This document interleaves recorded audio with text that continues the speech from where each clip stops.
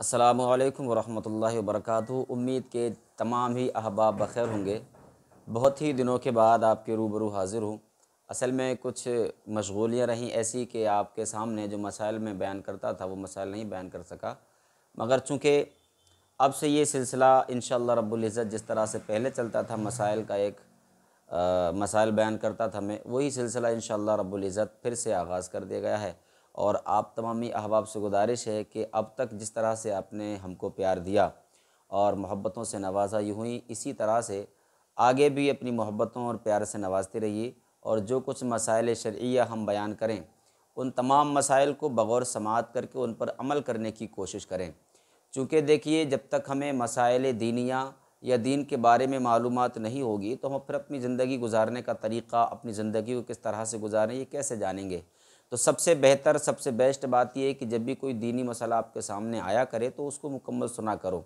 तो आज से हम ये सेशन शुरू करते हैं। ये हमारी पहली वीडियो है और इस पहली वीडियो में आज हम एक ऐसा मसला लेकर के आए हैं कि एक साहब ही ने मुझसे सवाल किया था और इस ताल्लुक़ से जानना भी चाहिए।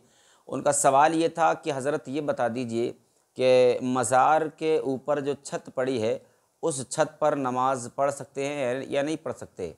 किसी साहब ने ये सवाल किया तो मैंने इसका जवाब उनको अता किया।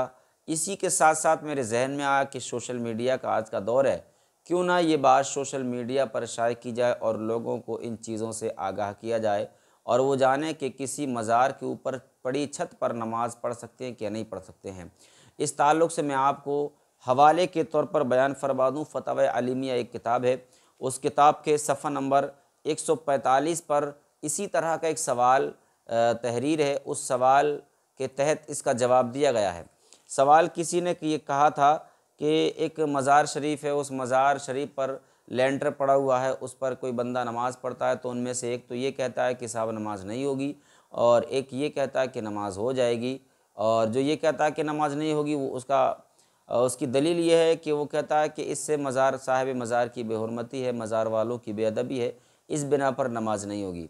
तो इस तरह के सवाल के जवाब में तहरीर फरमाते हैं साहिब किताब कि किसी मुसलमान की कब्र पर चलना फिरना, उस पर बैठना, नमाज़ पढ़ना ये जायज़ नहीं है। यानी किसी भी मुसलमान की कब्र पर चलना फिरना, उठना बैठना ये जायज़ है नहीं, दुरुस्त है नहीं, बचना चाहिए।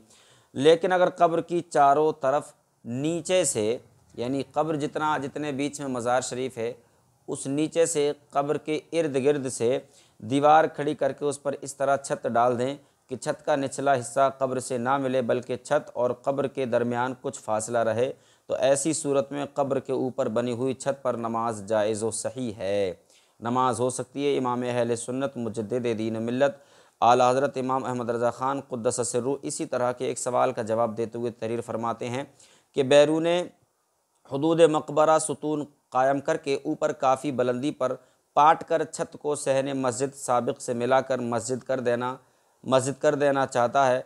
इस तरह के उसके छत के सुतून क़ुबूर मुसल्लिमीन पर वाक़ ना हो बल्कि हुदूद मकबरा से बाहर हों तो इसमें हरज नहीं। यानी कि मतलब वही है कि अगर वो सुतून, वो दीवारें कब्र पर ना हो करके कब्र के इर्द गिर्द हों और कब्र पर उस कोई दीवार या सुतून का कुछ भी हिस्सा नहीं है, तब ऐसी सूरत में उसकी छत पर नमाज़ पढ़ना दुरुस्त है, उस पर नमाज हो जाएगी। तो ये एक मुख्तसर सा मसला था, आपको आपके इल्म में इजाफ़ा करने के लिए बयान किया गया। आप इसको मुकम्मल सुनने के बाद आपसे गुजारिश है कि शेयर करें और हमारा चैनल एमएन रज़वी नेटवर्क इसको ज़रूर सब्सक्राइब करें। अस्सलामु अलैकुम व रहमतुल्लाहि व बरकातुहू।